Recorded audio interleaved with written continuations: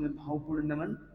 बहुश्रुत मुनिराज मुनिश्री उदित कुमार जी स्वामी, जिनकी सन्निधि में हम इस अध्यात्म निधि में यहाँ जुड़ रहे हैं, उनके श्री चरणों में भावपूर्ण नमन।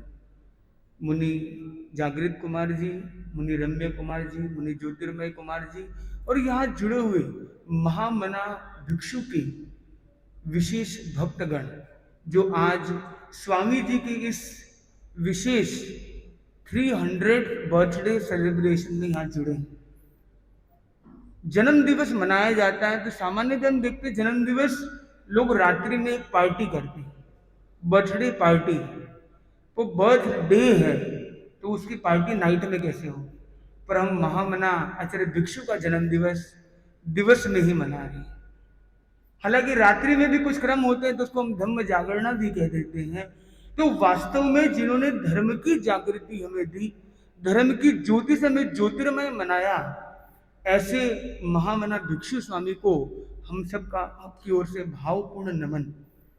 भिक्षु स्वामी को हम सब मानते हैं, पर कितने लोग हैं जो भिक्षु स्वामी को जानते हैं? कितने लोग जानते हैं भिक्षु स्वामी को?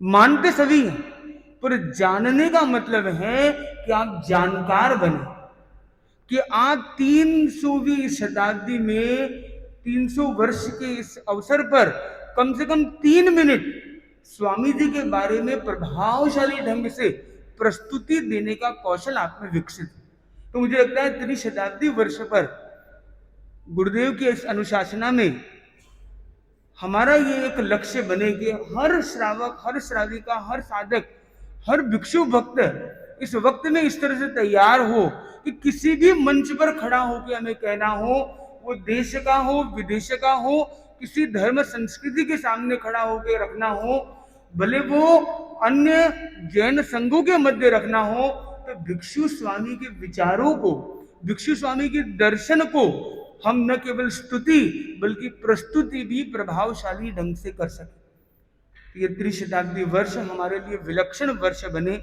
हमारी आत्मा के लिए हर्ष और उत्कर्ष का वर्ष बने। इसके लिए हम एक सहर्ष 3 सूत्रों को जीवन में लाने का हम प्रयोग करें, जो उनके जीवन दर्शन में हम देखते हैं। उनका जहाँ जन्म हुआ है, दीक्षा उन्होंने ली और धर्म क्रांति की, उस यात्रा में धर्म क्रांति से पूर्व उन्होंने क्रांति क्यों की? उन्होंने देखा युग में भ्रांति, तो पहली चीज है भ्रांति का बोध होना। आज भी ऐसे अनेक श्रावक श्राविका हो सकते हैं जिनके अंदर कोई तत्व को लेकर, मूल सत्य को लेकर, अर्थ को लेकर, परमार्थ को लेकर, जीवन को लेकर कोई भ्रांति। हम भ्रांति का निरसन इस वर्ष में कर सकते। स्वामी जी के जीवन में देखते हैं भ्रांति को दूर करने के लिए उन्होंने क्या किया? क्रांति की। हम भी अपने जीवन में वो क्रांति के बीज लाए, जहां हम उस साहस का परिचय दें, उस सत्य को स्वीकार करने के लिए। तो स्वामी जी ने क्या कहा? सत्य सिराणे सदा राखतो, त्यागी सारी सुविधावा। तो सारी सुविधाओं का त्याग करना होगा, हमें कंफर्ट जोन से बाहर निकलना होगा यदि वास्तव में सत्य को सिराने, मतलब सत्य को अपना सिरमोर बनाना है। सत्यम भैवम सत्यम लोयम सारभूयम को जीना है, जो हम वंदे सत्यम करते हैं। तो सत्य के मार्ग पर चलने के लिए हमें न केवल सत्य बोलना होगा बल्कि सत्य को जीना होगा, सत्य को स्वीकारना होगा। स्वामी जी के जीवन का एक विशेष प्रसंग, जहां पर अनेक श्रावक श्राविका उनके पास समाहित थे, धर्म चर्चा चल रही थी, और कुछ श्रावकों ने कहा कि कुछ श्रावक अमुक जगह पर इस प्रकार से आपकी कमियां निकाल रहे थे और आपके बारे में ऐसी ऐसी बातें कर रहे थे, आप हमें अनुमति दीजिए, हम उन्हें सबक सिखा के आते। महामना भिक्षु स्वामी ने क्या फरमाया? वो बोले कि उनको तो धन्यवाद देने का अवसर है। वो बोले मैंने तो दीक्षा इसीलिए ली है कि मुझे गलतियां निकालनी है, कमियां निकालनी है। ये तो हमारे मददगार लोग हैं, ये हमारी कमियां निकाल रहे हैं, हमें कमियां ही तो निकालनी। इस प्रकार की सकारात्मक दृष्टि, कि कितने कितने प्रसंग हैं जो बोलते हैं कि भी आज स्वामी जी का चेहरा देखा है तो आज क्या होगा मेरा, मैं तो नरक में जाऊंगा, दिन खराब हो जाएगा। वो बोलते तुम्हारा चेहरा देखने वाले का क्या होगा? बोले वो तो स्वर्ग में जाएगा। तो चलो भाई हमारा तो रजिस्ट्रेशन पक्का हो गया, तो हमारा तुम देख लो। इस प्रकार का जो सकारात्मक दृष्टि, सम्यक दृष्टि इस सृष्टि को जिन्होंने दी, ऐसे महामना भिक्षु स्वामी ने न केवल भ्रांति का निरसन किया, न केवल क्रांति की, बल्कि उनकी वाणी ने सबको परम पावन शांति प्रदान की। तो ये तीन सूत्र उनके जीवन दर्शन में हम देखते हैं, भ्रांति, क्रांति और शांति। हमें आत्मचिंतन करना है कम से कम 3 मिनट का, और ये देखना है कि मेरे जीवन में क्या भ्रांतियां हैं, उन्हें दूर करने के लिए हम ऐसे बहुश्रुत मुनि प्रवर यहाँ विराजे हैं, और भी अनेक साधु साध्वियां करीब 8 सिंगाड़े एनसीआर रीजन में विराजमान हैं। जहां जैसा योग मिले तो हम वहां पे दर्शन करें, सेवा करें, और अपने धर्म को लेकर, अध्यात्म को लेकर, तत्व को लेकर, सिद्धांत को लेकर कोई भी भ्रांति है तो उसको दूर करें। अपने जीवन में कंफर्ट जोन से निकलकर हम एक क्रांति करें, और हमेशा ध्यान, क्योंकि परीक्षा ध्यान का भी ये वर्ष है, तो हम अपने भीतर में शांति का अनुभव करें। उसके लिए जरूरी है विश्वास। एक विश्वास एक ऐसी डोर है जिससे पूरा धर्म संघ एक निष्ठा के साथ जुड़ा हुआ। स्वामी जी को भी विश्वास था आगम की वाणी पर, जिन वाणी पर, और इसीलिए उन्होंने क्या कहा, मर पूरा देशा आत्मा राकार सार से। किस आधार पर? बोल, जिन वाणी के आधार पर उन्होंने क्रांति की। और पूज्य प्रवर ने कितना सुंदर आज एक पावन सूत्र हमें दिया है। इस सूत्र को हम जीवन में लाने का प्रयास करेंगे। उस सूत्र को लाने के लिए हमें विश्वास फॉर्मूला को लाना है। पहला है विश्वास। हम स्वाध्याय करें, ध्यान करें, स्वामी जी के प्रति न केवल गीत गाए, पर उस गीत के बोलों को जीवन में गुंजित करें, गुंजायमान करें। कितने कितने गीतों के माध्यम से आचार्य तुलसी ने भिक्षु स्वामी की जो महिमा को महकाया है, वो अपने आप में अद्भुत था। अवसर अवसर पर इतने इतने ऐसे गीत बनाए हैं, और उन गीतों के अंदर सूक्ष्म तत्वों को जिस तरह से पिरोया है, हम भिक्षु भक्ति करते हुए न केवल उन शब्दों को बोले, बल्कि इन शब्दों के पीछे हृदय में जो छिपा हुआ भाव है उसकी अनुप्रेक्षा करें, उसका आत्मचिंतन करें, उसका मंथन करें, तो हमारा विश्वास बढ़ता है।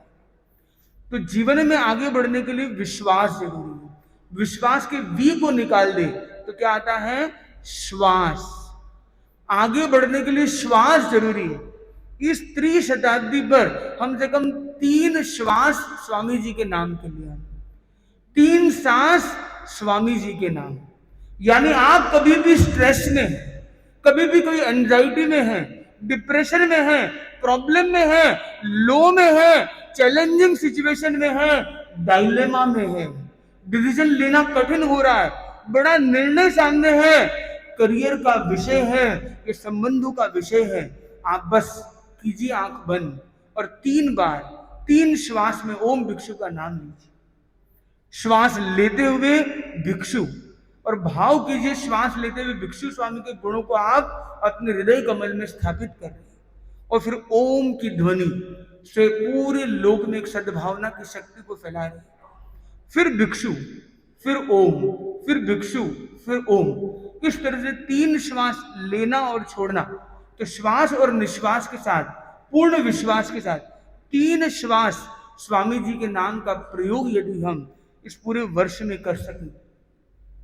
तीसरी बात है विश्वास, श्वास। इस एस को हटा दे तो तीसरा क्या आता है? वास। स्वामी जी के नाम का वास करें। वास के 2 अर्थ हैं। एक वास का अर्थ है उपवास। आज भी भिक्षु स्वामी के नाम से कितने लोग उपवास आज भी संबोधित कर रहे होंगे। स्वामी जी की जो बड़ी तेरस है, उस दिन तो पूरे धर्म संघ में अनेकों अनेकों उपवास किए जाते हैं। वो उपवास हम कर सके न भी कर सके, कम से कम उस दिन डिजिटल फास्टिंग का प्रयोग करें। उस दिन हम कोई गलत व्यवहार नहीं करेंगे, कटु व्यवहार की फास्टिंग का प्रयोग करेंगे। उस दिन कोई भी नेगेटिव शब्द बोलने का त्याग रखें। उस दिन कुछ ऐसे प्रयोग करें, ऐसे संकल्प करें कि वह दिन हमारा धन्य हो जाए। तो हम वास करने का प्रयास करें। वास, हम आत्मा में वास करने का प्रयास करें। हम अपने भीतर, अपने आत्मा के आसपास रहने का वास करें। और वी को भी हटा दे तो चौथा क्या आता है? आस। जीवन की कोई भी स्थिति आए, उस स्कोप करने के लिए, स्कोप खोजने के लिए होप जरूरी है। आशा रूपी अमर धन को हम कभी ना भूलें। हो सकता है कि हालात कैसे भी आ सकते हैं, बद से बदतर सिचुएशन आ सकती है, पर जीवन में जो लो पॉइंट है वो उस घड़ी की सुई की तरह है। वो 6:30 बजे का समय है, फिर सुइया ऊपर बढ़ने वाला है, फिर वो उत्थान करेगा ही करेगा। तो जीवन का जो लो पॉइंट है वो संकेत करता है हिम्मत बनाए रखो, ग्लो आने वाला है। हर कीमत पर दिक्कत के बाद हिम्मत से विजय होके रहेगी, क्योंकि इस आत्मा और कर्म के युद्ध में विजय केवल और केवल एक की ही संभव है, वो है आत्म विजय संभव है। कर्म कभी भी जीत नहीं सकता है, भले अभवी जीव क्यों ना हो, परम अधार्मिक और क्रूर व्यक्ति क्यों ना हो, पर फिर भी कर्म कभी जीतता नहीं है, कि कर्म अजीव है और आत्मा जीव है। कभी आत्मा को अजीव बनाया नहीं जा सकता है, पर आत्मा एक दिन पूर्ण जीवत्व को यानी मोक्ष को प्राप्त कर सकती है, कर्म रूपी एलियन पार्टिकल को पूरा अलग कर सकती है।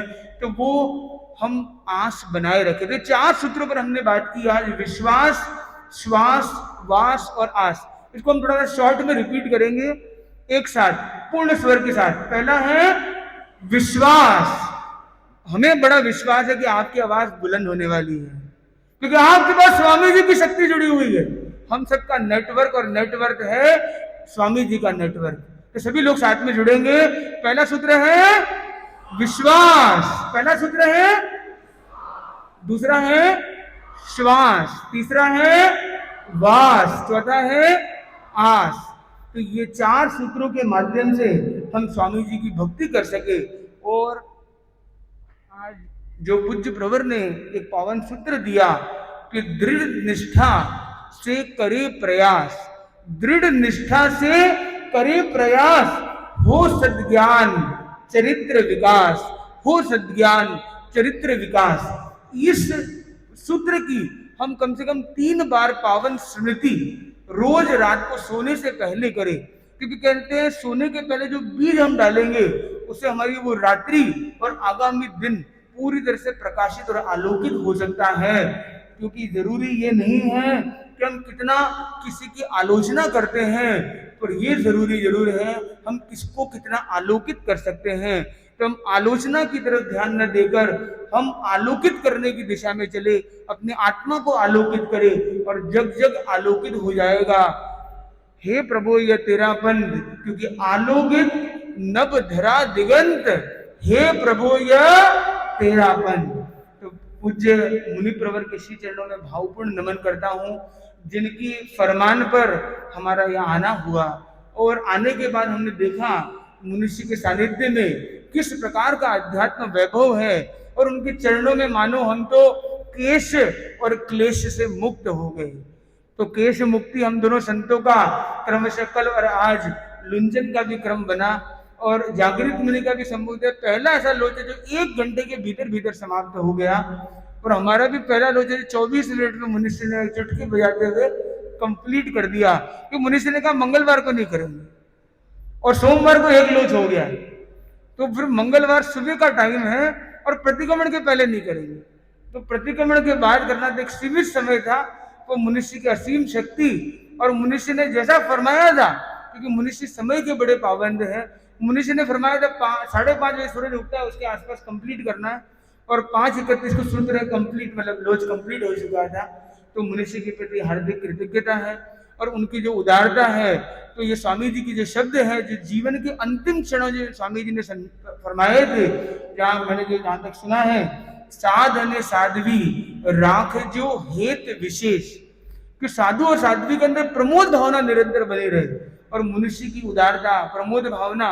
मनुष्य इतने बड़े हैं, बहुश्रुत मुनिराज हैं, इतने धर्म संघ के मतलब एक अपने आप में एक विशिष्ट व्यक्तित्व है, फिर भी हम जैसे छोटे संतों को भी जिस प्रकार का स्नेह आशीर्वाद फरमाते हैं, वो वास्तव में ये बताता है कि संघ में कितना बड़ा एक ये संघ की बुनियाद कितनी मजबूत है, संघ फौलादी है, संघ की बुनियाद कितनी मजबूत है, और इस मजबूती के साथ हम निरंतर गति प्रगति और उन्नति करते रहे। इसी के साथ ओम अरहम।